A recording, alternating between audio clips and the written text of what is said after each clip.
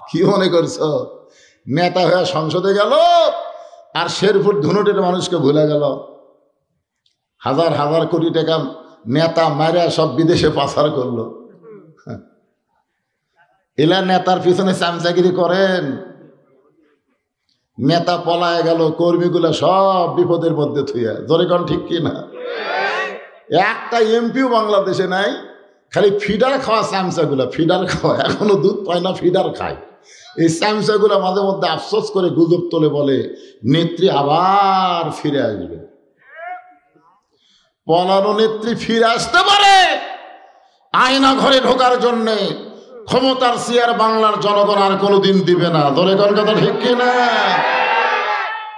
আমি আমাদের কাহালুতে দেখছি, এখন আওয়ামী লীগ নাই, ছাত্রলীগ নাই, যুবলীগ নাই, এখন এই তিনটার পরিবর্তে তিনটা বার আছে। একটার নাম হলো গুজব লীগ, একটার নাম হলো আফসোস লীগ, একটার নাম হলো হতাশা লীগ। হতাশা কি ভাবতেছেন? জান্নাতের মধ্যে ঢোকার পরেও নবী ধমক দা বললেন, জিবরাইল আমি নবী আমার জন্য না, আমি নবী হলাম আমার উম্মতের জন্য। যতক্ষণ পর্যন্ত আল্লাহ আমার উম্মতদেরকে এমন জান্নাত না দিবে ততক্ষণ পর্যন্ত আমি নবী জান্নাতে ঢুকবই না। আজকে ঢুকেছি খালি দেখার জন্যে। সুবহানাল্লাহ বলেন। যেই নবী জান্নাতে গিয়ে আমাদের কথা ভোলে না, আমরা সেই নবীকে ভুলে যাব? ভোলার মতোই তো সাইজ, ভুলে যাব? জীবন গেলেও নবীকে ভুলবো না, আমার জীবনের চাইতে রাসূলকে বেশি ভালোবাসবো। ধরে কোন কথা ঠিক? তাহলে একটা স্লোগান দেওয়া ওয়াজ শুরু হবে। আমি যেই বলবো আমার নেতা তোমার নেতা, সকলে বলবেন বিশ্ব নবী মোস্তফা। বলতে পারবেন? আমার নেতা তোমার নেতা বিশ্ব নবীর চরিত্র ফুলের মতো না, ফুলের চাইতো। কারণ নবীকে কারোর সঙ্গে তুলনা করা যাবে না। নবীর চরিত্র সম্পর্কে আল্লাহ বলেছেন, ওয়া ইন্নাকা লাআলা খুলুকিন আযীম। আজিম এরা কার নাম? আল্লাহ 99টা নামের মধ্যে আজিম আছে না নাই? দেখছেন নবীর চরিত্রকে আল্লাহ আজিম দিয়ে দুনিয়াবাসীকে বুঝাই দিছে, মহামণ্ডিত চরিত্র, ওনার চরিত্রের সঙ্গে আর কারো তুলনাই চলবে না। ধরে কোন ঠিক কিনা? এজন্য বলতে হবে আমার নবীর চরিত্র ফুলের চাইতেও পবিত্র, আমার নেতার চরিত্র আলহামদুলিল্লাহ। সেই নবীর উম্মত হিসেবে আল্লাহ আমাদের কবুল করেছে, খুশি না বেজার? এখন আসেন যে কোরআন থেকে আপনারা তাফসীর শুনবেন। এই পবিত্র কালামুল্লাহ শরীফ থেকে আমি একটা আয়াত তেলাওয়াত করছি, খুব কমন আয়াত। কমন বোঝেন? একটা হলো আনকমন, একটা হলো কমন। হ্যাঁ, সাধারণ, মানে মানুষ মরার খবর শুনলে, আমি শুনলাম আজকে আপনাদের এলাকায় একজন মারা গেছে। জনগণ ঠিক কি? হ্যাঁ, সেটাই বলতেছি বাবা, মারা গেছে। আমরা মানুষ মরার সাথে সাথে বলি ইন্না লিল্লাহি ওয়া ইন্না ইলাইহি রাজিউন। আপনারা বলেন না? আচ্ছা, যদি আওয়ামী লীগ মরে, না এই কিছুদিন আগে বেগম মতিয়া চৌধুরী মারা গেছিল। কে মারা গেছে? মতিয়া চৌধুরী মারা গেছে। আমি ওনার ওই ফেসবুকে পোস্ট দেখার পরে কমেন্টে গেলাম, কমেন্ট যে জনগণ কি কমেন্ট করছে। মরার খবর শুনে তো ইন্না লিল্লাহ হয়। 116টা কমেন্ট করছে ভাই, 116টা কমেন্ট, তার মধ্যে একটাও ইন্না লিল্লাহ নেই, সব খালি আলহামদুলিল্লাহ আলহামদুলিল্লাহ আলহামদুলিল্লাহ। চিন্তা করলাম কে রে, এরা কোন জাতি? এরা মরলে ইন্না লিল্লাহ কয় নাকি? আওয়ামী লীগ 15.5 বছর মানুষের কলিজায় যে আঘাত দিয়েছে, ওরা আর মানুষ নাই, ওরা আওয়ামী লীগ হয়ে গেছে। ধরে কোন কথা ঠিক কিনা? ওইটাতে মানুষ মরছে, আর মনেই নেই। আলহামদুলিল্লাহ আলহামদুলিল্লাহ। কোন মানুষ মরার খবর শুনে কেউ যদি আলহামদুলিল্লাহ কয়, বুঝবেন যে মানুষ মরে গেল ওই জাহান্নামে। কারণ ওই মরাতে আমরা খুশি হয়ে গেছি, আলহামদুলিল্লাহ। আল্লাহ আমাকে কষ্ট দিছে, আল্লাহ। পুলিশও খালি দেখা দিছে, এটা অমুকের বাড়ি, এটা অমুকের বাড়ি। আমার এলাকার এক গাঁজা খায়, পুলিশে সব বলতেছে মৌলানা বদরুদ্দীনের বাড়ি কোনটা। শালা গাঁজাখোর বলতেছে আর গাঁজাখোর বলতেছে এটাই হুজুরের বাড়ি। আমি চিন্তা করলাম গোটা বাংলাদেশে আমি ওয়াজ করি আর আমার বাড়ি পুলিশ খোঁজে গাঁজাখোর দিয়া। কি সর্বনাশা দিন গেছে 15.5 বছর ধরে, কোন কথা ঠিক কি না? ওয়াজ করে বাড়ির যাবো, বউ বলতেছে আসেন না, এসার পর থেকে পুলিশ ঘুরতেছে। চিন্তা করি আমি কত বড় চোর রে, আমি কত বড় ডাকাত। আমার বাড়ির দরজায় পুলিশ, চোর ডাকাতের আরামের ঘুম পড়ে, আর ভালো মানুষগুলো বাড়িতে ঘুমাতে পারে না, আলুর বাগুর বাড়িতে ঘুমায়। জোরে কোন কথা ঠিক কি না? আসলে ওরা মানুষ না, ওরা আওয়ামী লীগ, ওরা মানুষ না। মরার সাথে সাথে কয় আলহামদুলিল্লাহ। আজকে আমি আলহামদুলিল্লাহ ওয়াজ করবো না, ওয়াজ করবো ইন্নালিল্লাহ। ওয়াজ কি হবে? কথা বলেন। ইজা আসাবাতুহুম মুসিবাতুন ক্বালু ইন্না লিল্লাহি ওয়া ইন্না ইলাইহি রাজিউন।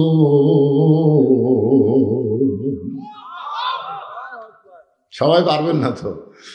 আপনারা কি গোপনে গোপনে আওয়ামী লীগ করতেছেন? আওয়ামী লীগেরা কোনোদিনও আল্লাহু আকবার বলবার পারবি না। ওদের যত মিটিং হোক, মিছিল হোক, অন্য বহু স্লোগান শোনা যায়, কিন্তু তাকবীর শোনা যায় না। ধরে কোন কথা কথা কর না কেন? আচ্ছা ওরা কি দেওয়া শুরু করে? ওরা তো মিছিল করে আপনাকে শেরপুর, আমি তো রাস্তাতে বহুদিন গেছি, ওদের মিছিল আমি দেখছি ভাই, ওরে বাবা রে, খালি জালো রে জালো, তোর এখন ঠিক না। আমরা মুসলমান, কোরআনের আয়াত শুনলে আমাদের ঈমান বাড়বে। আল্লাহ বলেছেন ওয়াইযা তুলিয়াত আলাইহিম আয়াতুহু জাদাতুহুম ঈমানান। কোরআনের আয়াত তেলাওয়াত শুনলে ঈমান বাড়বে, আর ঈমান বাড়ার প্রকাশ হলো আল্লাহু আকবার। আপনার বলেন তো আল্লাহর চাইতে বড় কেউ আছে? যে আল্লাহ আপনার ঈমান বাড়ায় দিল, সে আল্লাহর জন্য তাকবীর দিতে কি আপত্তি? হ্যাঁ, এই জন্য যখনই কোরআন তেলাওয়াত হবে আল্লাহু আকবার বলবেন, আল্লাহ খুশি হবে। ধরে কোন খুশি কে হবে? আর বেজারকে। এমন একটা জিনিস রে ভাই, আপনি সারা জীবন সুবহানাল্লাহ আলহামদুলিল্লাহ সুবহানাল্লাহ আলহামদুলিল্লাহ বলেন, শয়তান আপনার কাছেই বসে থাকবে। শয়তান কাছেই বসে থাকবে যে সুবহানাল্লাহ আলহামদুলিল্লাহ বলতে থাক, খবরদার আর লাইন ক্রস করিস না। যদি আপনি আল্লাহু আকবার কন আর যদি একটু জোরে কন, ওই কাছে বসে থাকবি। আল্লাহ রাসূল কয় এত জোরে দৌড় মারবি ওর পিছন দিক দিয়ে বাতাস বের হইবে, বাতাস। এই জন্যে শয়তানের দল যারা করে, শয়তানের পাঠি যারা করে, তারা আল্লাহু আকবার বলবার পারবে না। ধরে কোন কথা ঠিক? লিল্লাহি তাকবীর। মাশাআল্লাহ, বোঝা গেল? কিসের আবার আগে লাগবে? আচ্ছা আচ্ছা আচ্ছা, এই যে এই জায়গার মধ্যে একটু ফাঁক ফুঁক আছে তো, ভাইজানেরা সোনার চানেরা একটু আগে বসেন তো বাবা, একটু বসেন। এই এই এই তোরা এইদিকে আসিস কেন? এই পাগলা এইদিকে আসলে আমাকে দেখে বাবু টেস্ট করছে বিশাল উঁচা জায়গাটা, হলো ব্যবসায়ী যায় উঁচা নিচে উঁচা নিচে, তোর এখন ঠিক কিনা? এই জন্য একটু গড়কি গড়কি মনে হচ্ছে, দেখে এই ফাঁকা পুরা হচ্ছে না। ও সোনার ভাইরা, ও ভাইরা যারা পিছনে আছেন, ভাই আপনি একটু সামনে আসেন তো, আসেন আসেন সামনে আসেন, আসেন। আজকে ইন্না লিল্লাহর ওয়াজ হবে, সামনে আসেন। ইন্না লিল্লাহ নিয়ে একটা গান গাই, গাবো? হ্যাঁ, দেখেন তো বুঝবার পারেন কিনা। কোন বনেরই পাখি তুমি আইলা রে কোন বনে, আবার কোন বনেতে যাইতে হবে পড়ছে নাকি মনে। বুঝতে পারেননি? পারছেন? কেন মাইক এরকম চনচন করতেছে কেন? মাইক তো ভালোই ছিল, যে সাউন্ড ছিল ওটাই দাও বাবা, নতুন করে কিছু দিবার যায় না। কোথায় আপনারা ছিলেন? আমরা কোথায় ছিলাম, কোথায় আসলাম, কোথায় যাব? খালি একটাবার চিন্তা করে প্রতি কদমে কদমে হাঁটেন, কোথায় ছিলাম, কোথায় আসলাম, কোথায় যাব। যাওয়ার কথা যখন মানুষ ভুলে যায় তখন কি বলে? পলাবো না, পলাবো না, পলাবো না। আসলে 3 তারিখই বলছে পলাবো না, 5 তারিখে পলে গেছে। ধরে কোন কথা ঠিক কি না? একটু চিন্তা করেন বাজান, একটু চিন্তা করেন, মাস্তানি কম করেন। কারণ আমরা এসেছি থাকার জন্য না, যাওয়ার জন্য। জয়গণ ঠিক কি না? চলতে পথে 2 দিন থামিলাম, যাবার কালে এক চামচারও দেখা না পাইলাম। বগুড়াতে আমি মিছিল শুনছি, আমার মনে আছে। আমি তখন এটা 92 কি 93, আমি 96 সালে শেরপুর থেকে ফেকা নিয়ে পাশ করছি, তখন ছাত্র ছিলাম। তো ইয়ং জেনারেশন মিছিল করতেছে বগুড়াতে, তারেক জিয়া যেখানে আমরা আছি সেখানে। ওরে বাবারে, যখন তারেক জিয়া জেলখানায় এক চামচার মিছিল নাই। চলতে পথে 2 দিন থামিলাম, যাবার কালে একজনারও দেখা না পাইলাম। ও আমার সাদের মালা যায় রে ছিঁড়ে, রইব না আর বেশি দিন তোদের মাজারে। ইজাব আসাবাতুহুম মুসিবাতুন ক্বালু ইন্না লিল্লাহি ওয়া ইন্না ইলাইহি রাজিউন।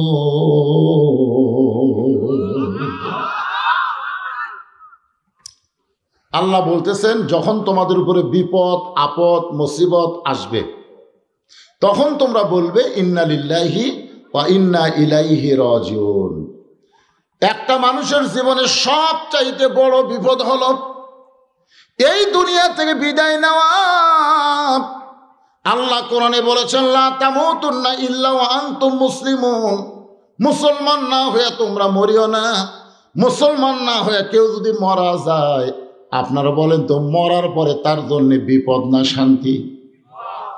আর যদি মুসলমান হয়ে মরে, মুসলমান হয়ে যদি মরে, আল্লাহ বলেছেন ইন্নাল্লাযীনা ক্বালু রাব্বুনাল্লাহু সুম্মা ইসতাকামু তাতানাজ্জালু আলাইহিমুল মালাইকা আল্লা তাখাফু ওয়া লা তাহজানু ওয়া আবশিরু বিল জান্নাতিল্লাতী কুনতুম তুআদুন। মুসলমান যদি মরেন, আল্লাহ বলতেছেন তোমার কোনো ভয় নাই, তোমার কোনো চিন্তা নাই। ও আবশিরু বিল জান্নাহ, দুনিয়া থেকে তোমার দেহ যাবে কবরে, তোমার ভিতরে রুহুরে কোনো কবর দেওয়া হবে না, তাকে জান্নাতে জায়গা দেওয়া হবে। আসলে আমরা কি কবরে যাব না জান্নাতে যাব? কবর একটা থাকার জায়গা হলো। খাদিজাতুল কুবরা বলে, রাসূলুল্লাহ, সর্বশেষে যেই ব্যক্তি মারা যাবে কবরের ঘরে তাকে 50,000 বছর থাকা লাগবে। এই 50,000 বছর একটা অন্ধকার ঘরের মধ্যে আমি খাদিজা কেমনে থাকবো? যে খাদিজা, যে কবরের কোনো দরজা নাই, জানলা নাই, যে কবরে কোনো বালিশ নাই, কাঁথা নাই, ওই অন্ধকার কবরে কেমনে থাকবো? আল্লাহ রাসূল খাদিজার কবলে একটা চুম্বন দিয়ে বলে, খাদিজা, ঈমান গ্রহণ করার পরে আপনি আল্লাহর সঙ্গে যে সম্পর্ক গড়ে তুলেছেন, আল্লাহ আপনার কবরকে জান্নাত বানায়া দিবে। তাহলে কি বুঝতেছেন? আমরা যারা ঈমান নিয়ে কবরে যাব, আমাদের কবর অন্ধকার থাকবে? আমাদের কবরকে আল্লাহ জান্নাতের বাগান বানিয়ে দিবে। একটু মনোযোগ দিয়ে শুনবেন। এই দুনিয়া থাকার জায়গা না, যে কোনো মুহূর্তে যাওয়া লাগবে। তাহলে দুনিয়াতে আমরা কি করব? আল্লাহ বলতেছেন, আল্লাযী খালাকাল মাউতা ওয়াল হায়াতা লিয়াবলুয়াকুম আইয়ুকুম আহসানু আমালান ওয়া হুয়াল আজিজুল গফুর। মৃত্যু আর হায়াতকে আল্লাহ সৃষ্টি করেছেন পরীক্ষা করার জন্য।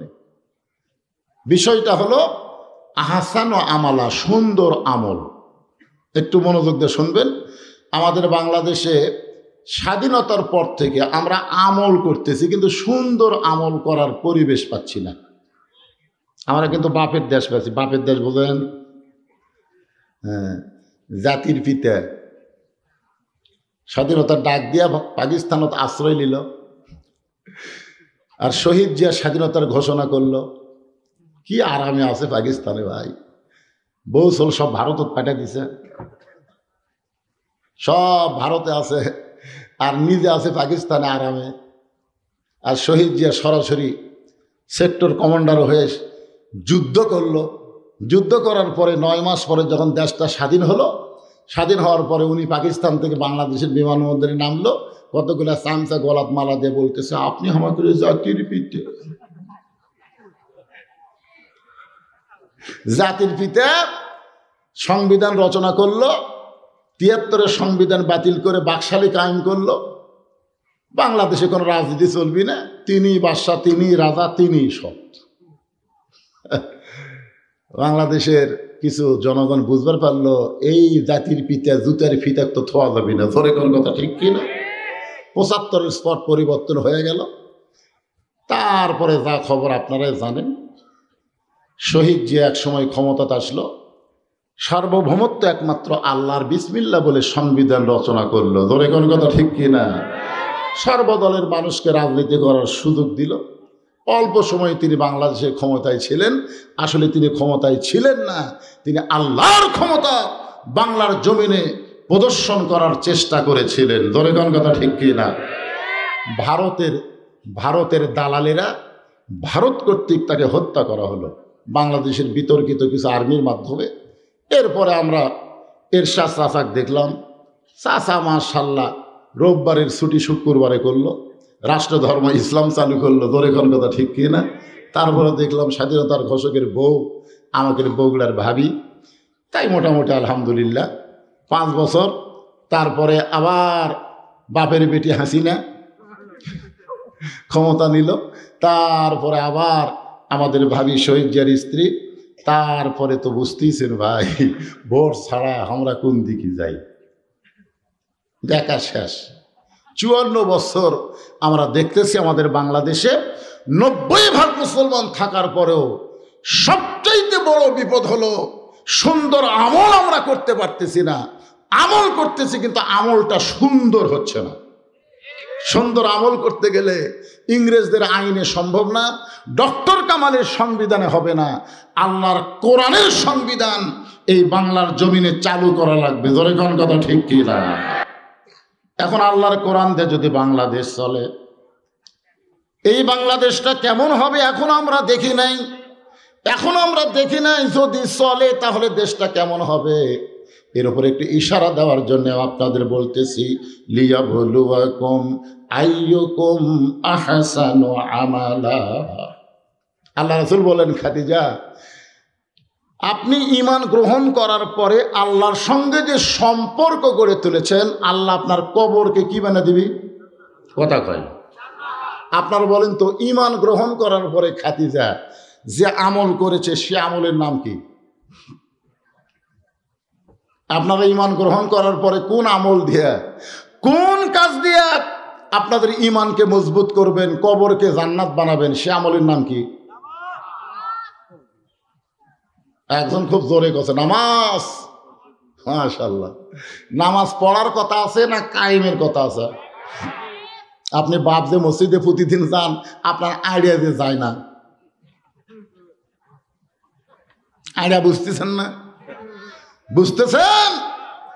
আপনার ছেলেরা 3টা পর্যন্ত আর্জেন্টিনার খেলা দেখলো, মেসি কিভাবে গোল করলো সকালবেলা সব বলবার পরে, আর আজ সালাতো খায়রুন নাম শোনার টাইম নাই। আগে ছিল 3.5 হাত, আজান শোনা হচ্ছে 2.5 হাত। আগে মাথা বার হয়েছিল ল্যাপের বাহিরে, আজান শুনে শুনবে না দেখে ল্যাপ দিছে মাথার উপরে। এখন পাও বার হয়, পাও টানা বুকের সাথে রাখছে। আপনি নামাজ পড়ে যাওয়ার সময় দেখতেছেন আমার বাবু কি করতেছে, তাকে দেখেন আপনার বাবু বাবু নাই, ল্যাপের তলে চাউলের বস্তা হয়ে গেছে, ধরে কোন কথা কি না। এখন আপনারা বলেন তো, কোন যুক্তিতে বাবা নামাজ পড়ে বেটা নামাজ পড়ে না, ওই বাপ জান্নাতে যাবে? একটা যুক্তি দেন, একটা যুক্তি দেন আপনারা। আল্লাহ কোরআনে বলেছেন, কু আনফুসাকুম ওয়া আহলিকুম নার, জাহান্নামের আগুন থেকে বাঁচতে গেলে তুমি বাবা একলা বাঁচলে হবে না, তোমার আহাল পরিবার নিয়ে বাঁচা লাগবে, ধরে কোন কথা ঠিক কি না। নামাজ তো করলেন, ঠিক আছে, নামাজ পড়ার কথা বলা হয়নি ভাইজান, কায়েমের কথা বলা হয়েছে। আর এই নামাজটা কায়েম কে করবে? বদরুল রশিদ।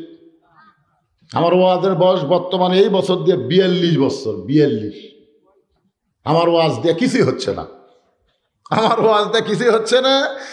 নামাজ কায়েম কোনো মৌলানার ওয়াজ দেওয়া হবে না। আল্লাযীনা ইম্মাক্কান্নাহুম ফিল আরদ মুসলমানের মধ্যে কেউ যখন ক্ষমতার চেয়ার পাবে, চেয়ার পাওয়ার সঙ্গে সঙ্গে তার 1 নম্বর দায়িত্ব হলো আকামুস সালাত, নামাজ কায়েম করা। জোরে কোন কথা ঠিক কিনা? আপনারা বলেন তো, আমাদের বাংলাদেশে যদি নামাজ কায়েম হয়, এই যুবকদের হাতে এই টাচ মোবাইল থাক আর যেই মোবাইল থাক, কোনো অন্যায় কাজ হবে না। ওরা মোবাইল চালাবে কিন্তু অশ্লীল ভিডিও দেখবে না, কারণ দেখবার গেলেই ওর ইমান, ওরা নামাজ বলবে, কেউ না দেখলেও আল্লাহ দেখতেছে। জোরে কোন কথা ঠিক কিনা? আল্লাহ কোরআনে বললেন, ইন্নাস সালাতা তানহা আনিল ফাহশাই ওয়াল মুনকার, একমাত্র নামাজই পারে মানুষকে যাবতীয় খারাপি অশ্লীলতা থেকে বিরত রাখতে। এখন ইমানকে ঠিক মতো রাখতে গেলে যে আমলটা লাগবে, সে আমলের নাম হলো নামাজ। জোরে বলেন, নাম কি? আল্লাহ রাসূল বলে, খাদিজা, ইমান গ্রহণ করার পরে আপনি আল্লাহর সঙ্গে যে সম্পর্ক গড়ে তুলেছেন, আল্লাহ আপনার কবরকে জান্নাত বানায় দিবে। খাদিজা বলতেছে, রাসূলুল্লাহ, আপনার কথা আমার বিশ্বাস হয়, আপনার কথা আমার বিশ্বাস হয়। তো রাসূল বলতেছে, বিশ্বাস হয়, এরপরে কি যেন বলবার চাচ্ছেন? বলে, এরপরে বলবার চাচ্ছি, আপনার কাছে যদি কিছু চাই, আপনি কি আমাকে দিবেন না? সঙ্গে সঙ্গে নবী 3 বার নাউজুবিল্লাহ বললেন। এই ঈমান আলারা মনোযোগ দিয়ে শোনেন, নবী 3 বার বললেন নাউজুবিল্লাহ, নাউজুবিল্লাহ, নাউজুবিল্লাহ। খাদিজা বললেন, হুজুর, আমি আপনার কাছে কিছু চাই। এ কথা শোনার পরে 3 বার নাউজুবিল্লাহ বলার কারণ কি? আল্লাহ নবী বললেন, খাদিজা, ঈমান গ্রহণ করার পরে আল্লাহ ছাড়া অন্য কারো কাছে চাওয়ার সুযোগ, এমনকি নবীর কাছেও চাওয়া যাবে না। আর আপনারা যে দয়াল বাবার কাছে চাচ্ছেন, শেরপুরে দয়াল বাবা নাই, তোরা এই 4 কি রে, তোরা 4 কি কয়টা? 1 2 3 4 5 6। তোরা সত্যি করে কত? তোরা কি সিজার করা বুঝিস না? যে তুই তোর মাও কোয়া লাগবি না। হাসতেছেন কেন? সিজার করা বাচ্চারা অস্থির হয়। দোষ ওদের না, দোষ হলো বাপ মায়ের। আমরা যারা স্টেজের উপর বসে আছি, আমরা কিন্তু সময়ের আগে কেউ দুনিয়াতে আসেনি। সময় হচ্ছে আমার মায়ের পেট থেকে বাইরে যাচ্ছে, আর এরা সময়ের আগেই বাড়াচ্ছে। মানে 2 দিন পরে বাচ্চা হবি, এখন মায়ের চিৎকার কান্নাকাটিতে পেট কেটে বাইর করে দেখে ঘুমই ভাঙেনি। তো ঘুম যদি না ভাঙে, এখন ডাক্তার কি মরাফল দিবি? তখন টেস্ট করার জন্য পেটের ভিতরে বার করে এই পাও ধরে এরকম একটা ঘুরেন দেয়। এই ঘুরেন দিয়ে এই করে একটা কান্দা ওঠে, ওই কান্দাতে মাথার ঝাঁকি খায়, ওই ঝাঁকিতে অস্থির। এরা মোবাইল ছাড়া ভাত খায় না, মোবাইল না দেখলে ওকে কান্নাও থামে না। তোর এখন কথা কর না কেন? এখন একই জায়গায় 6টা বসেছে, এরা যদি সিজার করা হয় তো আর শেষ। বস, আর উঠবো, এই বাজান আর উঠবে।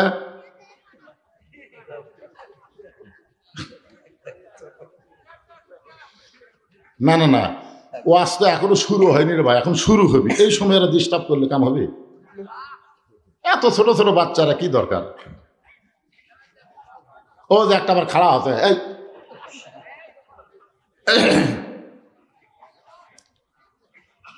এখন চিন্তা করেন, আমার আপনাদের শেরপুরে মনে হয় নাই, আমাদের বগুড়াত কাহালুত আছে। আমার দয়াল বাবার দরবারেতে কেউ ফিরে না খালি হাতে।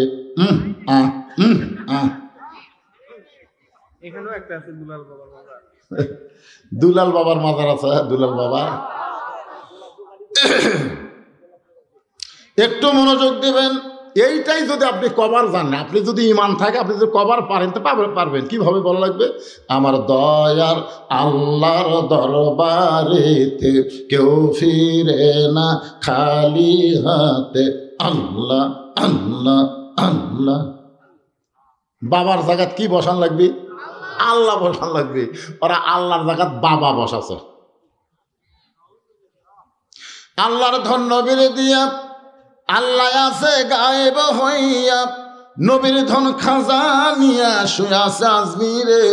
কেউ ফিরে না খালি হাতে, খাজারে তোর দরবারেতে। একমাত্র আল্লাহ ছাড়া নবীর কাছেও চাওয়া যাবে। নবী 3 বার বললেন নাউজুবিল্লাহ, নাউজুবিল্লাহ, নাউজুবিল্লাহ। খাদিজা, কোনো কিছু যদি পাবার চাও, আল্লাহ ছাড়া নবীর কাছেও চাওয়া জায়েজ নাই। খাদিজা মুচকে মুচকে হাসে। রাসূল বলে, খাদিজা হাসতেছো কেন? বলে, হাসার কারণে হলো, আপনার কাছে যা চাবো তা যদি আল্লাহ দিবার না পারে, আমি খাদিজা আপনার কাছে যা চাবো তা যদি আল্লাহ দিবার না পারে তাহলে আল্লাহর কাছে চাইয়া লাভ কি? আল্লাহ নবী বললেন, খাদিজা আল্লাহ দিবার পারে না এমন কথা বলা ঠিক না। খাদিজা বলে, হুজুর মনে করেন আপনার সাথে আমার বিয়ে হয় নাই, আমি গভীর রাত্রে আল্লাহর কাছে কাঁদতেছি আর বলতেছি, আল্লাহ খাদিজার পেটে একটা বাচ্চা দাও, খাদিজা মা হবার চাই। আপনি বলেন তো আল্লাহ দিবি? রাসূল কিছুক্ষণ পরে বলতেছে, আল্লাহ দিবার পারলেও দিবি না। আল্লাহ দিবার পারবে কিন্তু দিবি না। একজনও দিয়েই বিপদে পড়ছিল, তার নাম হলো মরিয়ম। স্বামী ছাড়া পেটত বাচ্চা দিয়ে কি বিপদ ভাই। জাকারিয়া নবীকে সবাই সন্দেহ করে ধাবার মারছে। জাকারিয়া দৌড়ে আর বলে, আল্লাহ কাম করলে তুমি আর পিটুন খাচ্ছি আমি। আল্লাহ বলে, জাকারিয়া কিয়ামত পর্যন্ত স্বামী ছাড়া কোনো মেয়ের পেটে আর বাচ্চা আসবে না। যদি ওটা চালু থাকতো তাহলে 14 ফেব্রুয়ারিতে যত পেটের মধ্যে বাচ্চা আসতো বিয়া ছাড়া, মেয়েরা বলতো আমার তো দোষ নাই, আল্লাহ যদি দেয় আমি কি করবো। তার মানে বোঝা গেল এখন স্বামী ছাড়া কারো পেটে বাচ্চা আসলে বুঝবেন ওটা বৈধ না, ওটা হলো অবৈধ। ভোট ছাড়া যারা এমপি হচ্ছে এরাও বৈধ না, এরা হলো অবৈধ। ধরে কোন কথা ঠিক জাউরা এমপি, ধরে কর কি এমপি?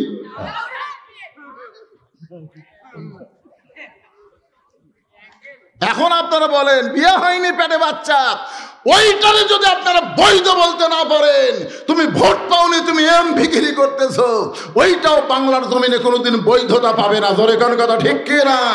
3 টার্ম নির্বাচনকে আমরা বাংলার জনগণ অবৈধ ঘোষণা করব। 14 সালের নির্বাচন, 18 সালের নির্বাচন, 24 সালের নির্বাচন সর্বসম্মতি করবে। আজকে শেরপুরের মাহফিলে অবৈধ ঘোষণা করা হলো। জোরে বলেন কথা ঠিক কি না? সব খুলে ভিডিও হচ্ছে ভাই, লাইভ হচ্ছে, লাইভ। কাক বলে জেলের ধান্দা ভয় দেখাচ্ছে। এরা হাসিনা থাকতে আমি যত অ্যাঙ্গেল ওয়াজ মারছি, ধরে কোন কথা ঠিক কি? এই শেরপুর নিষেধ করেছে শালা হাবিব এমপি, কি জন্য জানেন? শোনেন নি? একে ডাইরেক্ট মারা দিত, আমার অত ভয় নাই। আপনারা চিন্তা করেন এগুলা কি ভিডিও হচ্ছে না?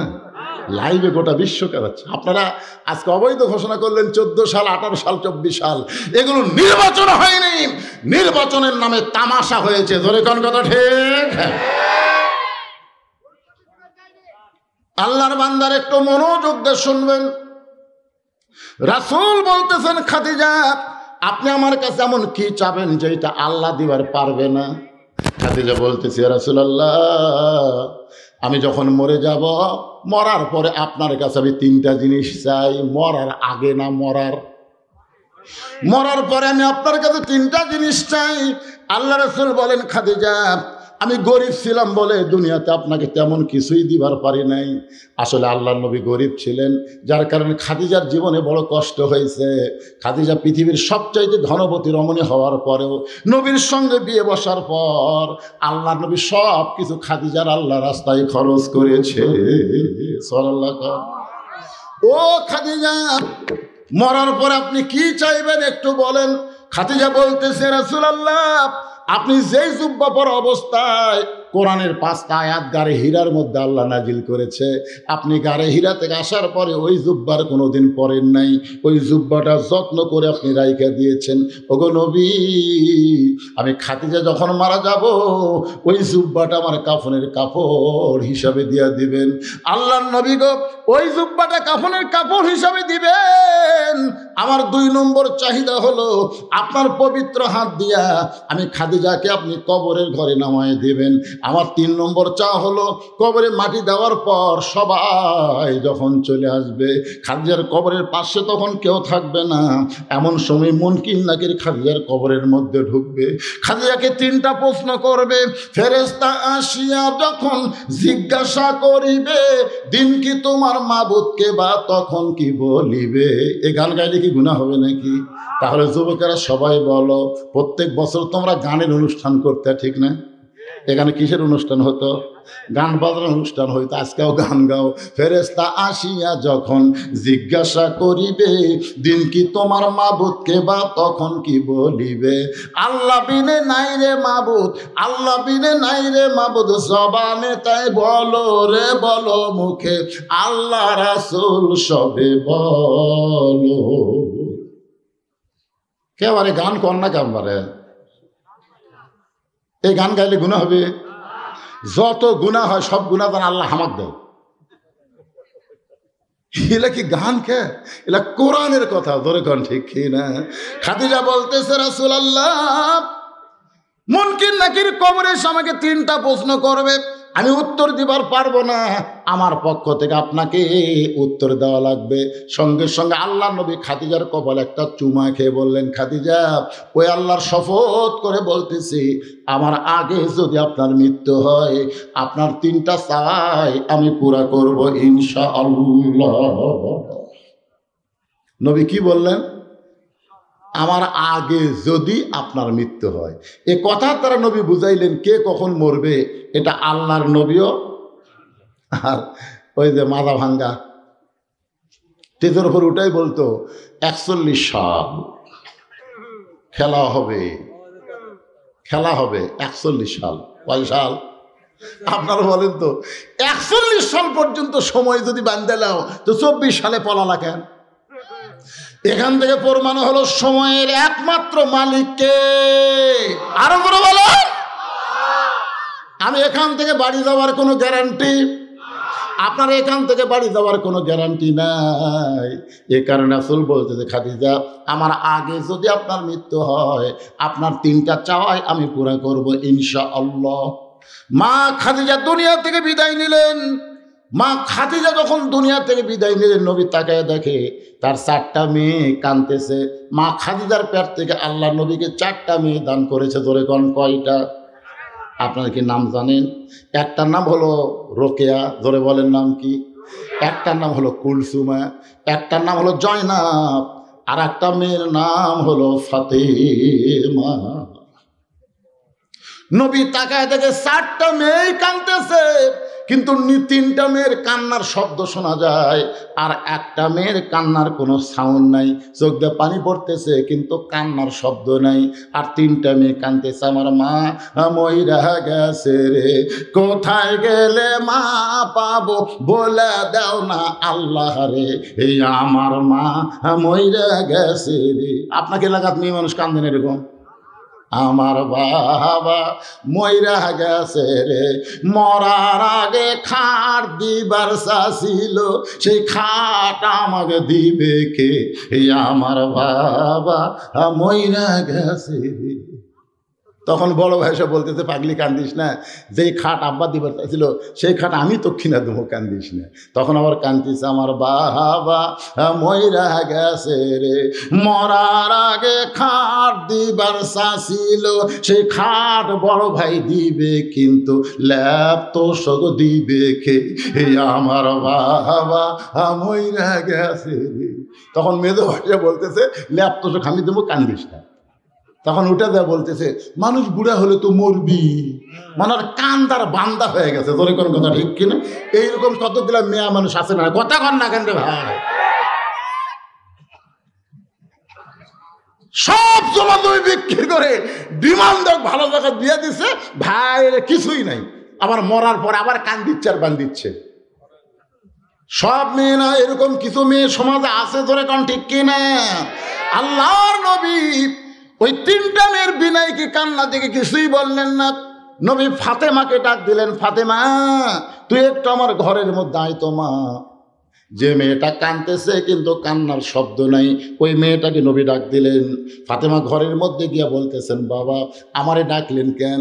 আল্লাহ রাসূল বলে, ফাতেমা তোমার মা মরার আগে ওসিয়ত করে গেছে, তোমার মা মরার আগে ওসিয়ত করে গেছে, তোমার মাকে তুমি গোসল করায় দিবা, তোমার মাকে তুমি কাফনের কাপড় পরায় দিবা। ফাতেমা বলতেছে বাবা আমার আরো 3টা বোন আছে, তাদেরকে সঙ্গে নিয়ে কি মাকে গোসল করায় দেব, তাদেরকে সঙ্গে নিয়ে কি মারে কাফনের কাপড় পরায় দিব। রাসূল বলে ফাতেমা তোমার মা শুধু ওসিয়ত করেছে তুমি একা একা তোমার মাকে গোসল করায় দিবা, তুমি একা একা কাফনের কাপড় পরায় দিবা। ফাতেমা বলে বাবা আমার 3টা বোন যদি মনে মনে কষ্ট পায় যে মা দুনিয়া থেকে চলে গেল, ফাতেমা একলা একলা গোসল করায় আমাদের সঙ্গে নিল না। রাসূল বলে ফাতেমা ওসিয়ত পালন করা হলো ওয়াজিব। জোরে কর না সুবহানাল্লাহ। ওসিয়ত পালন করা কি ওয়াজিব। তোমার মা শুধু তোমার কথা কইছে, অন্য কাউরে তো নিবার বলে নাই। এখান থেকে প্রমাণ হলো মরার আগে ওসিয়ত করা যাবে, আপনি মরার পরে কোনো বেনামাজি যেন আপনার কবর খনন না করে এই ওসিয়ত আপনি জীবিত অবস্থায় করতে পারেন। জোরে কোন ঠিক কিনা? আপনার কি কোনোদিন করছেন? আপনি 3 তলা একটা বাড়ি করবেন, এলাকার সবচাইতে ভালো মিস্ত্রি আপনি খোঁজেন, আমার এলাকার সবচাইতে ভালো মিস্ত্রি কেড়ে 3 তলা বাড়ি করো ভাই, যেমন তেমন মিস্ত্রি দিয়ে করবো না। যেই বাড়িতে আপনি থাকতে পারবেন না সেই বাড়ি যদি ভালো মিস্ত্রি দিয়ে তৈরি করেন, যেই কবর আপনাকে 50,000 বছর থাকা লাগবে সেই কবরও ভালো মিস্ত্রি দিয়ে খনন করা দরকার। দরকার কথা ঠিক কিনা? হ্যাঁ তো সারা নামাজ পড়ে না, কবর খোঁড়ে আর বিড়ি খায়। কবর খোঁড়বে, ওই কবরের কি বোঝা? কথা কন না কেন? ভিত যদি দুর্বল হয়, 3 তলা বিল্ডিং তুলতেছেন, ঢোকার আগে বিল্ডিং ভাঙা পড়বি রে। ওই বিড়ি টানতেছে আর কোদাল মারতেছে, আর একজন কবর সমান করে ওই একটা টানতেছে, আর একজন কবর থেকে মাটি তোলে ওই একটা টানতেছে, মানে বিড়ি খাওয়ার জামাত শুরু হয়ে গেছে। গোরস্থানে যত ফেরেস্তা ছিল সমস্ত ফেরেস্তা কবরস্থান ছাড়া রাস্তার যা ঘুরতেছে। আল্লাহ খায় কেড়ে ফেরেস্তা গোরস্থান ছাড়লি খেন, ফেরেস্তাকে আল্লাহ দুর্গন্ধ লাগতেছে, এমন বিড়ি খাওয়া খায়, আয় হায় হায় হায়। ফেরেস্তারা কিন্তু সব সহ্য করবার পারে, দুর্গন্ধ সহ্য করবার পারে না। কি মনে কষ্ট পাচ্ছেন? হ্যাঁ, আপনি ওসিয়ত করেন। আপনার কি বাড়ি বানাতে টাকা লাগে না? আপনি দুনিয়াতে যেই বাড়ি তৈরি করেন 10-20 লাখ টাকাতে বাড়ি তৈরি করছেন, আপনার কবর কেউ তৈরি করতে গেলে যদি 1 লাখ টাকা খরচ হয়, আপনি 5 জন নামাজিকে 10,000 করে টাকা দেন যে ভাই আমি মরে গেলে আমার কবর তোরা 5 জন খুঁড়ে দিস, যদি আমার আগে তোরা মরিস মাপ। আপনি খোঁজ করে দেখেন মসজিদের মুয়াজ্জিনকে আপনি 20,000 টাকা দিয়ে বলেন ভাই আপনার মাথা হাসরের সবচাইতে উপরে থাকবে, আপনার মাথায় আল্লাহ একটা নূরের টুপি পরায় দেবে মুয়াজ্জিন সাহেব, আপনি আমাকে একটু গোসল করাই দেবেন। ধরেন 20,000 টাকা নেন, আপনি যদি আমার আগে মরেন তো মাপ, আর যদি বাঁচা থাকেন আমাকে একটু গোসল করে দেবেন।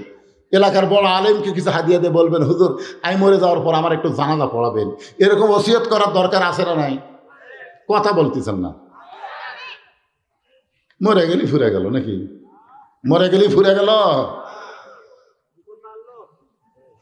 আল্লাহ রাসূল বললেন ফাতেমা তোমার মাকে একটু গোসল করায় দিবা, তোমার মাকে কাফনের কাপড় পরায় দিবা, এটাই হলো তোমার মায়ের ওসিয়ত। ফাতেমা মাকে গোসল করায় দিলেন, নিজের হাতে একা একা খাদিজাকে গোসল করায় দিয়ে আল্লাহ নবীকে বলতেছে বাবা এখন মাকে কাফনের কাপড় পরায় দেব, আমাকে কাফনের কাপড় দেন। সঙ্গে সঙ্গে আল্লাহ নবী ওই জুব্বাটা, যেই জুব্বা গারে হীরার জুব্বা, যেই জুব্বা পরে 3.5 বছর নবী সাধনা করেছেন, যে সাধনার ফলশ্রুতি আল্লাহ তাআলা লহে মাহফুজ থেকে কোরআনের 5টা আয়াত নবীর উপরে নাজিল করেছে। ওই জুব্বাটা বের করে ফাতেমার হাতে দিয়ে বললেন মা এই জুব্বাটাই তোমার মাকে কাফনের কাপড় পরায় দাও। ফাতেমা ছোট বাচ্চার মতন কাঁদতেছে আর বলতেছে বাবা মক্কার দোকানে কি নতুন কোনো কাপড় নাই? নতুন কোনো কাপড় না দিয়া এই পুরাতন জুব্বা কেন আমার মাকে দিবেন? বাবা আমি মায়ের কাছে গল্প শুনেছি, আপনি যখন মক্কার রাখাল ছিলেন আমার মা ছিলেন মক্কার সবচাইতে ধনবতী রমণী, আমার মা ধনবতী রমণী, আপনি রাখালকে স্বামী হিসেবে গ্রহণ করেছে। আজকে সেই ধনী মহিলা আমার মা মারা গেল, নতুন কোনো কাপড় না দিয়ে এই পুরাতন জুব্বা কেন দিচ্ছেন? বাবা আমি মায়ের মুখে শুনেছি। রাসূল বলে ফাতেমা তোমার মায়ের মুখে আর কি শুনছ? ফাতেমা বলতেছে বাবা আমার মা একদিন আমার সামনে মুচকি মুচকি হাসতেছে, আমি বললাম মা আপনি হাসেন কেন? বলে হাসার কারণে হলো তোর বাবার সাথে বিয়ে বসার কথা আমার মনে পড়ছে। ফাতেমা বলতেছে মা বাবার সঙ্গে বিয়ে হওয়ার সময় কি কথা মনে পড়েছে? খাদিজা বলতেছে ফাতেমা রে তোমার বাবা ছিল আমার বাড়িতে রাখাল, আমি ছিলাম মক্কার সব চাইতে ধনবতী রমণী। আমি দুপুরবেলায় দেখি সব রাখালগুলো ঘরের মধ্যে আরাম করতেছে। আমার এত রাগ হয়ে গেল যে হাজার হাজার উটদুম্ব চড়ানো বাদ দিয়ে রাখালগুলো দুপুরবেলা আরাম করে। রাখালের সর্দারকে ডাক দিলাম, ও সর্দার, আমার হাজার হাজার উটদুম্বা বাদ দিয়ে তোমরা দুপুরবেলা ঘরে আরাম করতেছো, কারণ কি?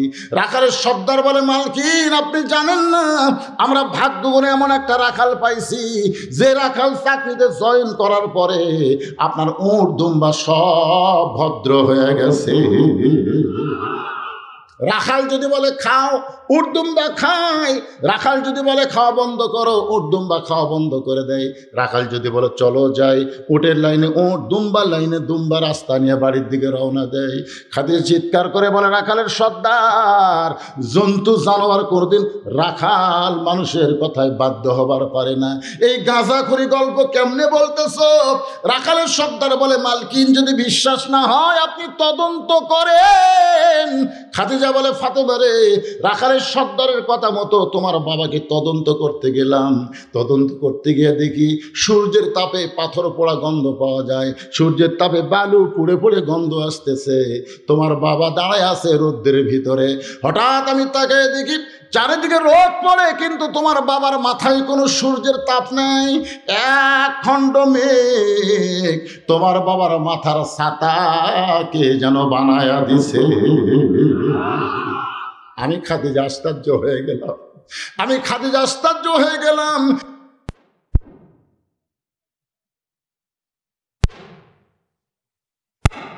রাখালের দিকে তাকাইছি, ফাতেমা তোমার বাবা রাখালের দিকে যেই মাত্র তাকাইছি, চাঁদ সূর্য গ্রহ তারা তারি নূরের ইশারা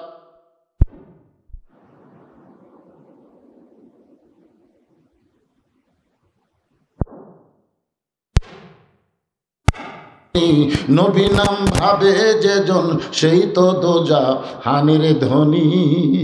খাদিজা বলতেছ, ও ফাতেমা, তোমার বাবা 25 বছর রাখালে এত সুন্দর, মানুষ এত সুন্দর হয়, এইটা দেখার পরে 40 বছরের বিধবা নারী আমার মনের মধ্যে বিয়ার ফুল ফুটে গেছে। আবু জেহেল, উতবা, সাইবা, মক্কার বহু নেতারা আমাকে বলেছিল, ও খাদিজা, আপনাকে বিবি হিসাবে গ্রহণ করতে চাই। আমি তাদেরকে তাচ্ছিল্য করে বলেছি, এই খাদিজার জীবনে বিয়ে করবে না। যেই খাদিজার জীবনে বিয়ে করবে না বলে সিদ্ধান্ত নিয়েছে, সেই খাদিজা। তোমার বাবা 25 বছর রাখালকে দেখে অন্তরে বিয়ার ফুল ফুটে গেছে। এক দৌড়ে বাড়িতে এসে দরজা বন্ধ করে দেয়। দাসী বলতেছে, মালকিন, রাখালকে তদন্ত করতে গেলেন, খবর কি? খাদিজা বলতেছে, চাকরি ক্যান্সেল করে দিলাম, রাখালের চাকরি ক্যান্সেল করে দিলাম। দাসী বুঝবার পারেনি, মূর্খ মানুষ। নবীর চাচা আবু তালেবের কাছে সে কাঁদতেছে, ও মুরব্বী, আপনার ইতিম ভাতিজাকে আপনি কেমন ভাবে মানুষ করলেন? আজকে খাদিজা কোনো বেয়াদবি দেখে তার রাখালের চাকরি ক্যান্সেল করে দিছে। আবু তালেব কাঁদতে কাঁদতে খাদিজার বাড়ির দরজায়, খাদিজা দরজা খুলে বলে, চাচা, রাখালের চাকরি ক্যান্সেল করা মানে রাখালকে আমার স্বামী হিসাবে গ্রহণ করতে চায়। ফাতেমা কান্দার বলে, বাবা, যেই মা মক্কার সবচাইতে ধনী, সেই মা আপনাকে রাখালের চাকরি ক্যান্সেল করে স্বামী হিসাবে গ্রহণ করলো। আজকে সেই মায়ের জন্য মক্কার দোকানে নতুন কোনো কাপড় নাই, নতুন কাপড় না দিয়া এই পুরাতন জুব্বা দিচ্ছেন। বাবা, মরার সঙ্গে সঙ্গে আমার মাকে আপনি ভুলে গেলেন। রাসূল কান্দের বলে, ফাতেমা, এই জুব্বা আমি তোমার মাকে দিচ্ছি না, বরং তোমার মা আমার কাছে চেয়েছে। এই জুব্বা সাধারণ জুব্বা নয় মা, এই জুব্বার সঙ্গে আল্লাহর কোরআনের সম্পর্ক রয়েছে। আপনারা এখন বলেন, কোরআনের সম্পর্ক যাদের সঙ্গে থাকে, যার সঙ্গে থাকে, তার দাম বাড়ে না কমে? আগামীতে আমরা আল্লাহর কোরআনের সঙ্গে সম্পর্ক করতে কারা কারা চান? 2 হাত তুলে একটু আল্লাহরে দেখান। এই কারা কারা তুলতেছে না দেখেন তো, কে কে তুলতে একটু গড়িমসি করতেছে। লিল্লাহি তাকবীর। হাত টান টান করে রাখেন, হাত টান টান করে রাখেন। আল্লাহ, আজকে শেরপুরের মাটি ধন্য হয়ে গেল। তোমার বান্দারা গভীর রাত্রে কোরআনের সঙ্গে সম্পর্ক করার জন্য দুটো হাত তুলে দিয়েছে। এই হাতগুলোকে আল্লাহ তুমি কোরআনের জন্য জান্নাতের বিনিময়ে কবুল করে নাও। জোরে কোন আমিন। আপনার কি লাভ, কি লাভ দুনিয়ার সাথে সম্পর্ক করে, দুনিয়ার আইনের সাথে, দুনিয়ার রাজনীতির সাথে সম্পর্ক করে আমাদের লাভটা কি রে ভাই? একই গাছের কাঠ দিয়ে তিনটা জিনিস বানাচ্ছে। ধরে কোন কয়টা? তিনটা জিনিস বানাচ্ছে, একটা খাট, একটা সোফার, একটা রেহাল। গাছ কিন্তু একটাই, জিনিস বানাচ্ছে তিনটে। দুটা বানানোর নিয়ত করছিল, একটা বানানোর নিয়ত নেই। মানে খাট আর সোফা বানানোরই নিয়ত করছে, কিন্তু সামান্য কাঠ বেঁচে গেছে। এখন রাজমিস্ত্রি, কি মিস্ত্রি কয় এটা? কাঠমিস্ত্রি। হ্যাঁ, কাঠমিস্ত্রি বলতেছে ভাইরে তোমার সোফার খাট তো হয়ে গেল, কিন্তু কাঠ যে বাঁচল মেহগনির কাঠ কি করি? তখন কি আর করবেন ভাইটা, পুড়ে ফেলা দেওয়া বুদ্ধি নেই, কারণ কোনো কামত তো লাগতেছে না। তখন কাঠমিস্ত্রি বলতেছে এক কাম করে দেই, এইটাতে তোমাকে একটা রেহাল বানা দেয়, রেহাল। তখন বলতে ভাই রেহাল তো বানিয়ে দিবেন, এর কিন্তু মজুরি আমি দিবার পারবো না। দেখেন খাটের পারবি, সোফার পারবি, কিন্তু রেহালের ভাই এটা কিন্তু ফ্রি বানাতে লাগবে।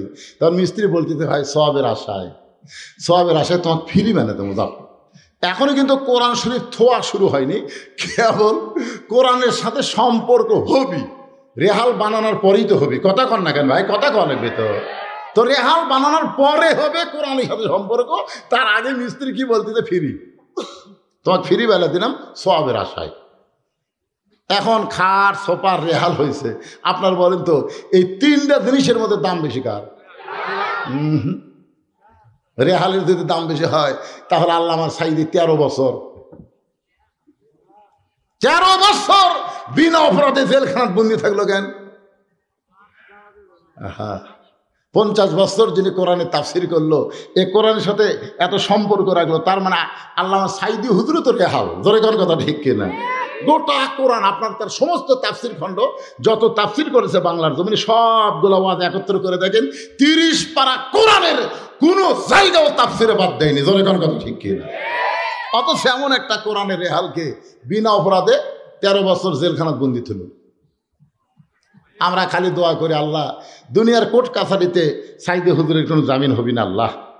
তোমার দরবারে আমরা আরজ করি আল্লাহ তাকে তুমি হায়াতে তাইবা দান করো, সাফায়ে কুল্লিয়া দান করো। দিন দিন হুজুরের চেহারা কি সুন্দর হচ্ছিল। জোরে কোন কথা ঠিক কিনা? যেদিন আপনার শেষ দেখা, তিনি যখন আপনার জেলখানা থেকে বের হয়ে গাড়িতে চললেন, গাড়ির থেকে যখন নামলেন, ওই দৃশ্য আপনারা দেখছেন। আমার ফেসবুকে এখনো ওই দৃশ্যটা আমি ভিডিও আকারে ছাড়ছি। কি হাসি রে, কলজা ভরে গেল। তিনি বলতেন ভাই আমাকে জেলখানা থেকে হাসপাতালে নিবেন কেন, আমি তো আগের চাইতে অনেক ভালো। তখন তারা বলল না, উপরের অর্ডার। উপরের অর্ডার মানে ওই হারে দোয়া করতেছে, ই তো মরবি না, এক মারার বুদ্ধি করা লাগবে। জেলখানা নিয়ে যে তাকে হত্যা করা হলো। তার সন্তানগুলো সকাল থেকে বিকাল পর্যন্ত বসে আছিল। আপনারা বলেন তাদেরকে দেখা করবার দিছে? দেয়নি। কি ভাই কি করছে? তো লোক এখন আসতেছে না, এখন বাঁচতেছে 11:15। এখন আটা লাগবে, এখন ছাড়ে দেওয়া লাগবে।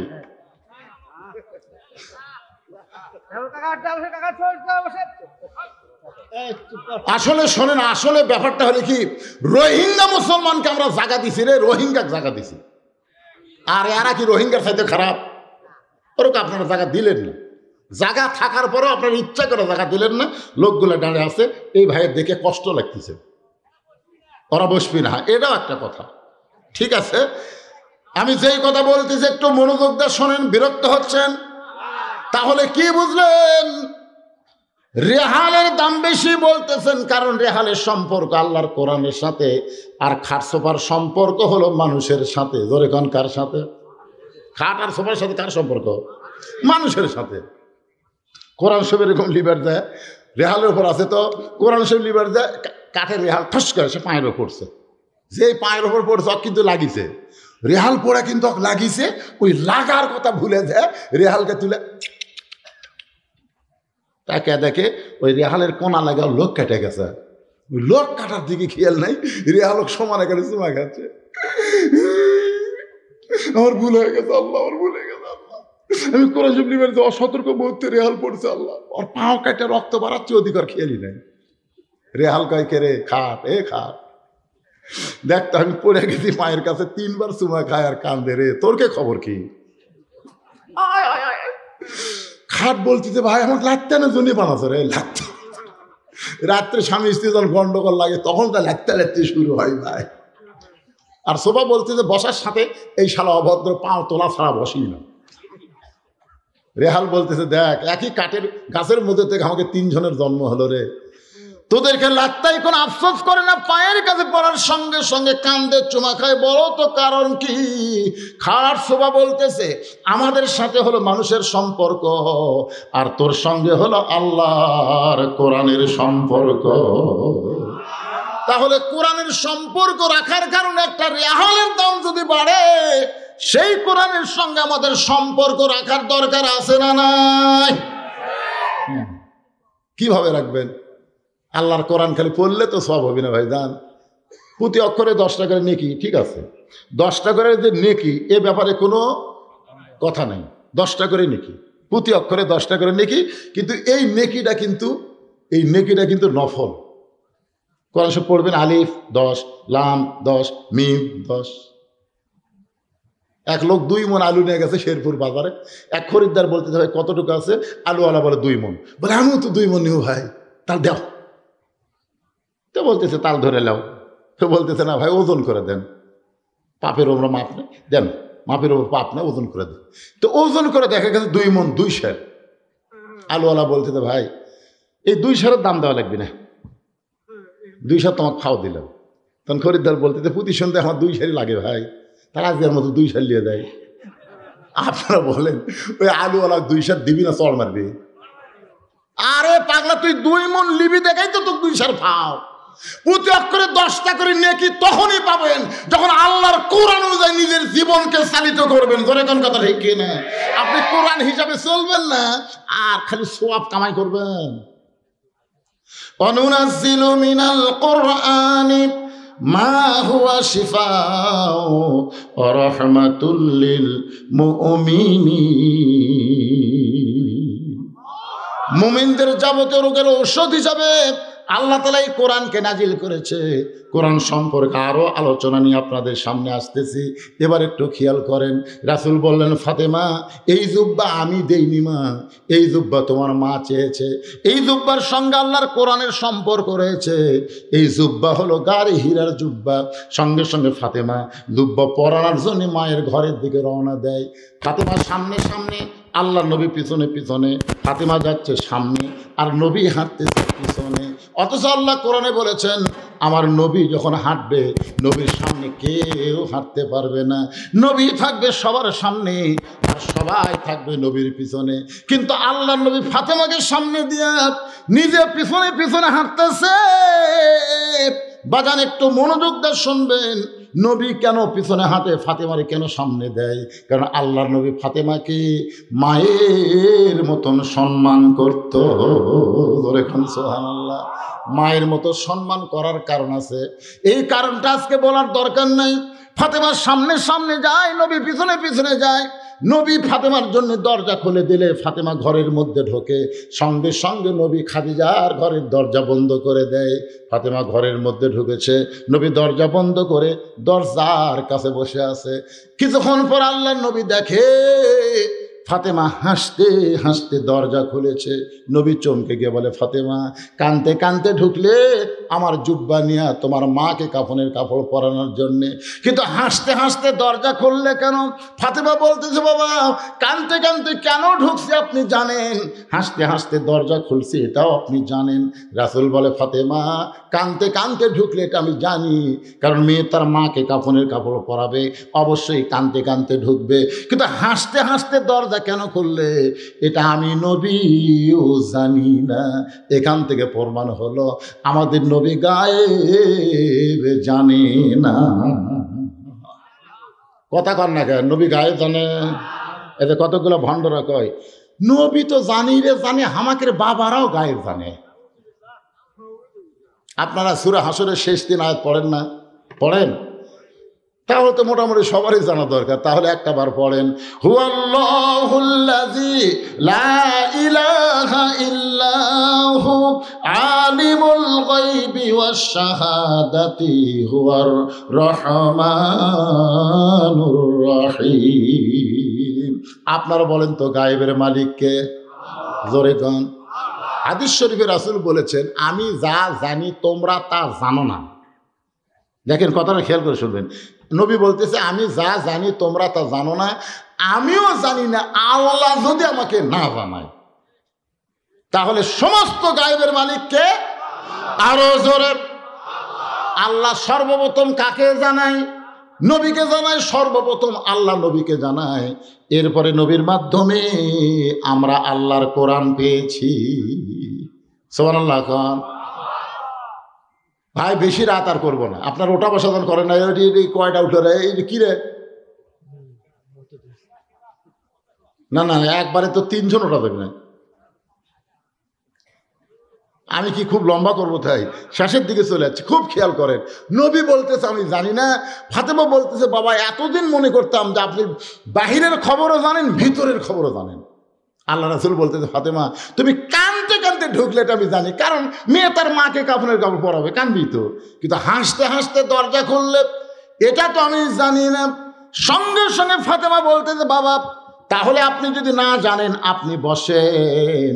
আমি ফাতেমা কেন হাসতে হাসতে দরজা খুললাম আপনাকে জানাবার চাই। সুবহানাল্লাহ। নবী বললেন, আমি হলাম শ্রোতা, আর ভিতরের খবর দেওয়ার জন্য ফাতেমা হলো বক্তা। ফাতেমা কেন হাসতে হাসতে দরজা খুলছে এটা নবী জানে না, তো যাই জানে না তাই কি শ্রোতা, যেরকম তাই জানে না তাই কি, আর যাই জানে তাই কি বক্তা। আল্লাহ নবী শ্রোতা হয়ে বসে বললেন, আর ফাতিমা বক্তা হয়ে বলা শুরু করলেন, বাবা আপনার জুব্বা যখন আমার মার শরীরে পরাবার চাই, এমন সময় ইত্তাকু ফিরাসাতাল মুমিনিনা ফাইন্নাহু ইয়ানজুরু বিনুরিল্লাহ, আমি তখন চোখ বন্ধ করে দেখতে পাই। কারণ আসল জিনিস যদি দেখবার চান এই 2 চোখ দিয়ে দেখা যাবে না ভাইদান। আসল জিনিস দেখবার গেলে অন্তরের চোখে দেখা লাগবে। ধরে কোন ঠিক কি না? বগুড়া রহমাননগর নাম শোনেননি? রহমাননগর, ওখানে আমার বন্ধুর বাসা। সেই বাসা বানাতে বুঝলেন। তামাক বলে, হুজুর একদিন আমার বাসায় দাওয়াত, তো গেলাম, যাই দেখি বুঝলেন ওই বিশাল একটা গেট। আর গেট দেখে আমার বাসা বানানোর খরচ মনে হয় গেটুতে লাগছে। আমি বলি এটা কি বানাচ্ছে রে, মানে সোনালি কালার সেই রকম ঢপ, আর প্রত্যেক তালায় তালায় একটা করে কলিং বেল। যাই হোক, অত সালাম দিয়ে নামান গেল না, কলিং বেল চাপ দিয়ে আসলো। আসার পরে বলে, দোস্ত আসো, বাসার মধ্যে আসো। আমি তখন বললাম, ভাই এই বাড়ি কার? সেই বলছি বাড়ি কার, ওই কালে সমানে হাসে। না হাসো কেন? বলে আপনি ওয়াজ করেন ভাই, কিন্তু এখনো মূর্খই আছেন। আমি বললাম, কে রে মূর্খ কেমনে? বলে আপনি এই যে কোটি কোটি টাকা দিয়ে বানাচ্ছি, তারপরে বাড়ি। আপনি যে করলেন এই বাড়ি কার, এটাকে আপনার বাড়ি মনে হয়? আমি বললাম, ভাই এটা কি? বলে এটা বাসা, বারে বাসা। আমি তখন ওকে বললাম, ভাইজান তাহলে আজ থেকে 50 বছর আগে আব্দুল আলিম একটা ভুল গান গাছে। ও বলতেছে আব্দুল আলিম ওর কি গান গাইছে। আমি তখন ওরে শোনাইলাম, এপারে তোর বসত বাড়ি, ওই পারে তোর বাসা, এপারে তোর বসত বাড়ি, ওই পারে তোর বাসা, ভবদরিয়ায় পাড়ি দিতে, ভবদরিয়ায় পাড়ি দিতে কেমনে করলি আশারে, এপারে তোর বসত বাড়ি, ওই পারে তোর বাসা, লাভ করিতে আইসারে ভবে হইলারে বেদিশা, রতন কাঞ্চন বদল দিয়ারে কিল্লি তামাশিসা, এ পাহাড়ে তোর বসত বাড়ি, ওই পারে তোর বাসা।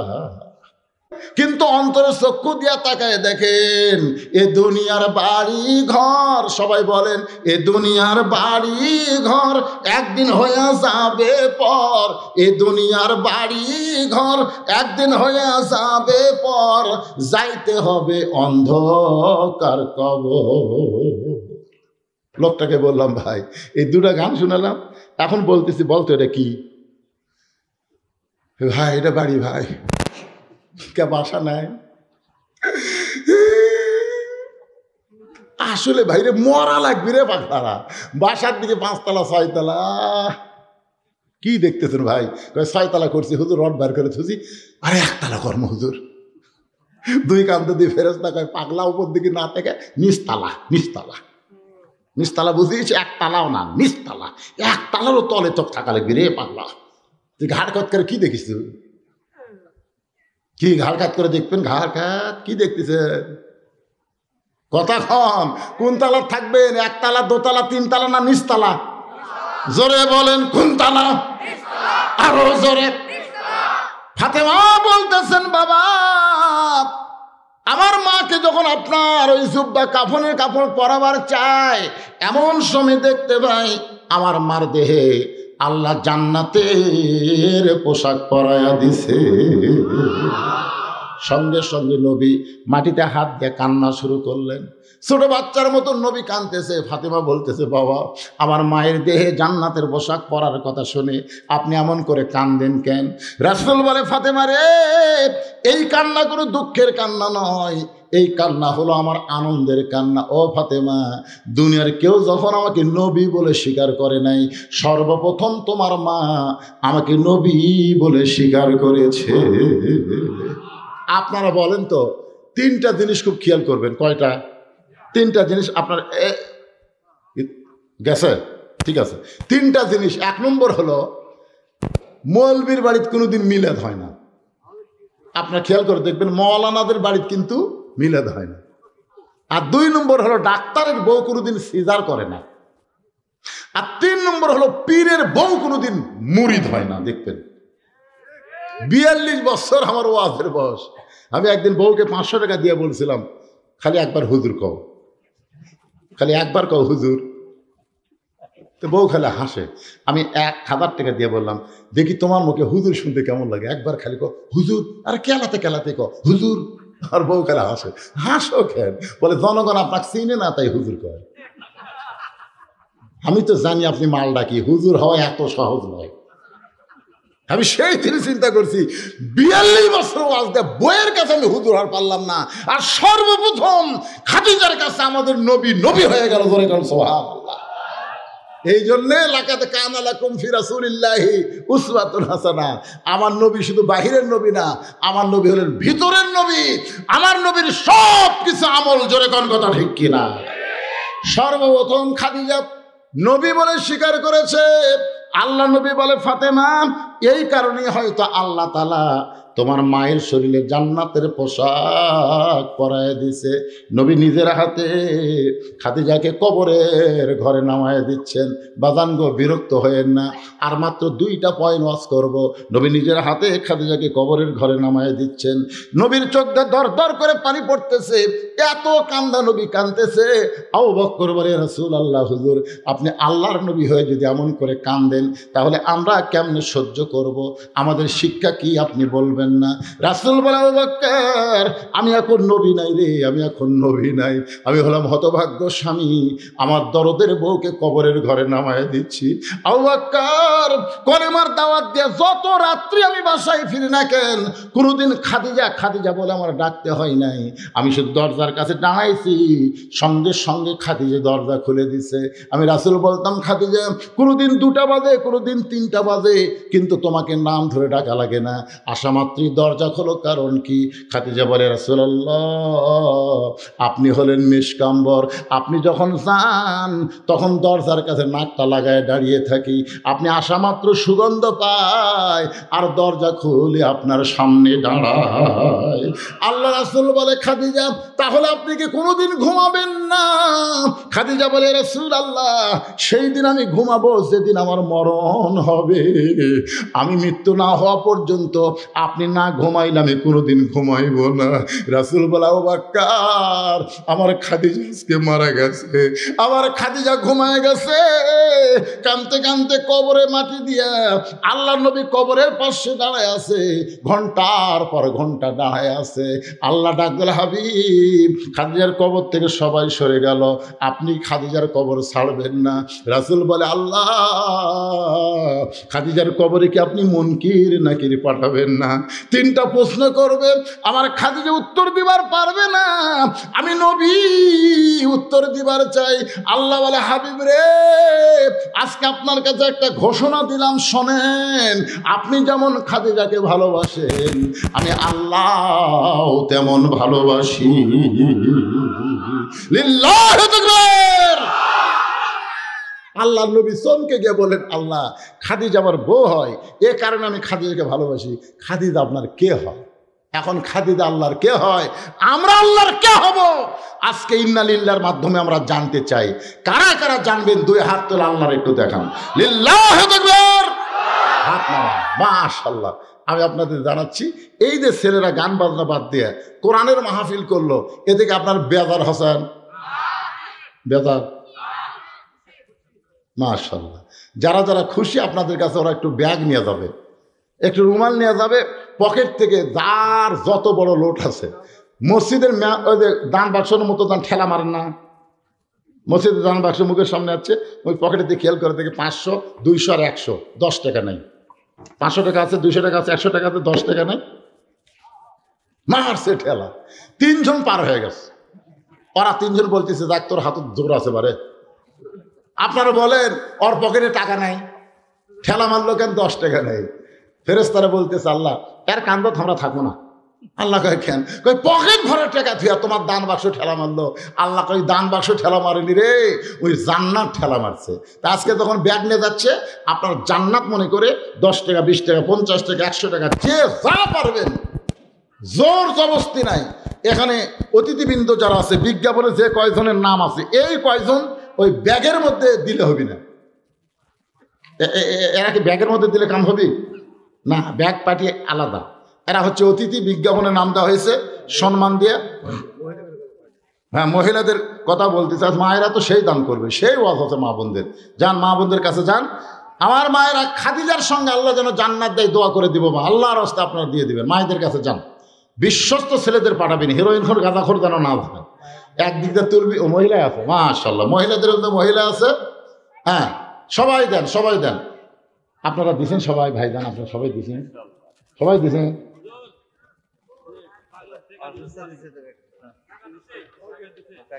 মাশাআল্লাহ, আল্লাহ জান্নাত দেখ, আল্লাহুম্মা আমিন। যাও, বহুদিন পর দেখছেন। ও যে হাবিব আশফাক দেয়নি বাবা, ওই এখন ফুলে আছে বাজার, ফুলে আছে। আমি সেদিন ধুনুটে বলেছি, হাবে আয় খেলা হবে, জোরে গান ঠিক কিনা। হায় হায় করছি বহুদিন। আমি তো শেরপুরের কমন বক্তা, সকালকার বক্তা, দুপুরের বক্তা, সন্ধ্যার বক্তা, রাতের বক্তা, জোরে গান ঠিক কিনা। হায় হায় রে, আজকেও শেরপুর 2টা করছি, আগে একটা করে এখানে আইছি, আবার চালু হয়ে গেছে ইনশাআল্লাহ। একটা পাগল মানুষ বলতেছে, বহু বছর পর দেখলাম, কলজা ফাটা ভাই ভাই।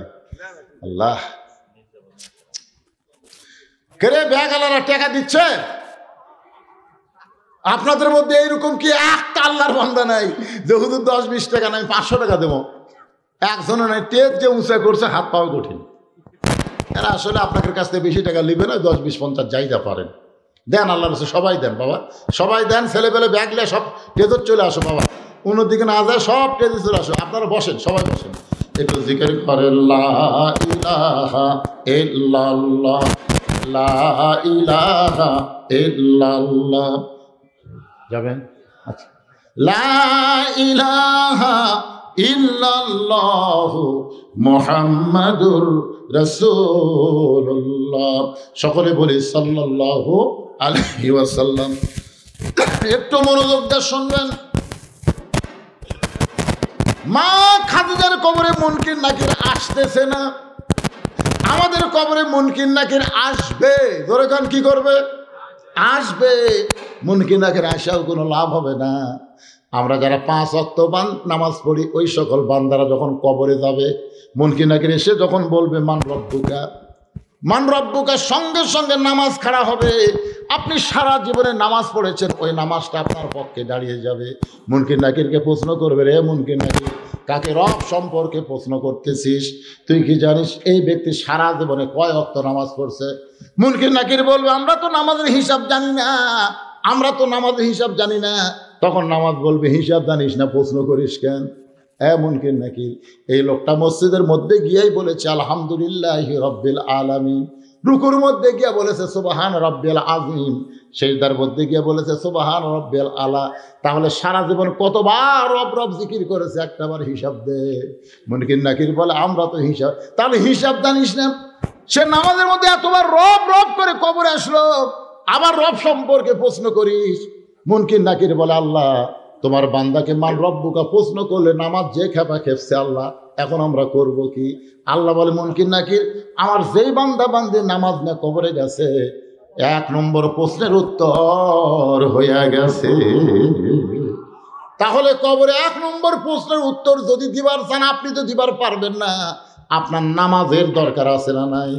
2 নম্বর প্রশ্ন হলো, অমাইয়াবতাগি গায়রাল ইসলাম দীনান ফালাই ইউকবালা মিনহু। মুনকির নাকির প্রশ্ন করবে, অমা দীনুকা, তোমার দিন কি? যেই মানুষটা ইসলামে আন্দোলন করে, আল্লাহর দুনিয়ায় কোরআনের রাজ প্রতিষ্ঠা করতে চায়, এই কোরআনের রাজ প্রতিষ্ঠা করতে গিয়া নানা রকম নির্যাতনের শিকার হয়েছে, জেল খাটছে, রিমান্ডে গেছে, এরকম নির্যাতনের ভিতর দিয়া ওই ব্যক্তি একদিন দুনিয়া থেকে বিদায় হয়ে গেছে। ইসলামে আন্দোলন দাঁড়িয়ে বলবে, রে মুনকির নাকির, কাকে দিন সম্পর্কে প্রশ্ন করতেছ? আল্লাহর দিন বাংলাদেশে গালেব করার জন্য এই লোকটা কতদিন বাড়িতে যাওয়ার পারে নাই, কতদিন আলুর বাগড়ে ঘুম পাড়ছে, কতদিন জেল কাটছে, কতদিন রিমান্ডে গেছে, বলতে পারিস? মুনকির নাকির বলে, আমরা তো জানি না। মুনকির নাকির বলবে, আল্লাহ আমার দিন প্রশ্ন করলে ইসলামে আন্দোলন যে খাবা খেপছে, আল্লাহ বলে, মুনকির নাকির, যে বাংলাদেশে ইসলামে আন্দোলন করে, বাংলাদেশে কোরআন রাজ প্রতিষ্ঠা করার আন্দোলন করে কবরে আইছে, তার 2 নম্বর প্রশ্নের উত্তর হইয়া গেছে। এবার মুনকির নাকির প্রশ্ন করবে, অমান নবীকা, তোমার নবীকে? সঙ্গে সঙ্গে নবী দৌড়ে এসে বলবে, রে মুনকির নাকির, কাকে নবী সম্পর্কে প্রশ্ন করতেছ? যে আমার দাড়ি নিয়ে কবরের মধ্যে আইছে, এই টুপি দাড়ি রাখার কারণে মৌলবাদী রাজাকার ডিগ্রি দিছে, এই টুপি দাড়ি রাখার কারণে পুলিশ র্যাব তাকে কত চেক করছে, আজকে সেই নবীর সুন্নত দাড়ি নিয়ে কবর আইছে, ও আমাকে নবী বলার আগে আমি নবী তাকে উম্মত বলে স্বীকার করে নিলাম। আল্লাহ ডাকতে বলে, হাবিব, আপনি যেমন খাদিজাকে ভালোবাসেন, আমি আল্লাহ তেমন ভালোবাসি। রাসূল বলে, আল্লাহ আপনি খাদিজারে কেন ভালোবাসেন? আল্লাহ বলতে, সর্বপ্রথম আপনাকে নবী বলে স্বীকার করেছে, আর সব সময় কবরকে স্মরণ করে, অন্ধকার কবরে কেমনে থাকবে এই চিন্তায় দুনিয়াতে যে চোখের পানি বের করে কেঁদেছে, আমার এই বান্দিকে আর আমি কবরের মধ্যে শাস্তি দেবার চাই না।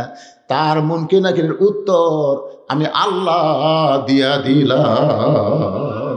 ইজা আসাবাতুহুম মুসিবাতুন ক্বালু ইন্না লিল্লাহি ওয়া ইন্না ইলাইহি রাজিউন। সবাই ইস্তেগফার পড়ে, আস্তাগফিরুল্লাহ রব্বি মিন কুল্লি জামে ওয়া তুবু ইলাইহি লা হাওলা ওয়ালা কুওয়াতা ইল্লা বিল্লাহিল আলিয়্যিল আযীম। আল্লাহুম্মা আমিন।